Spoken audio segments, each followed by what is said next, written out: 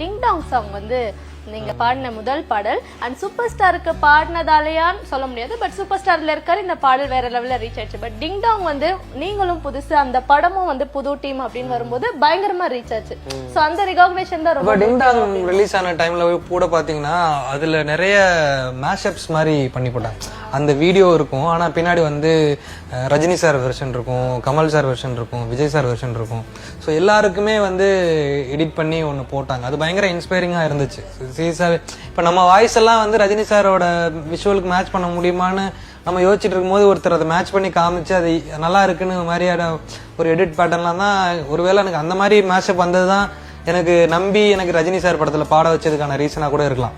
So அவங்க பார்த்துருக்காங்களா already டிங்டாங்கோட வாய்ஸுக்கு இந்த அவரோட விஷுவல்ஸ் எப்படி மேட்ச் ஆச்சுன்றதுலாம். ஸோ அவங்களுக்கு முதல்ல தேங்க்ஸ் சொல்லணும். ஏன்னா அவங்களும் ஒரு விதத்தில் ஏதோ ஒரு இடத்துல வந்து அவங்க ஒரு விஷயத்த இன்செப்ட் பண்ணிட்டு தான் போயிருக்காங்க. இவனோட வாய்ஸ் வந்து அவருக்கு மேட்ச் ஆகும் அப்படின்ற மாதிரி. So obviously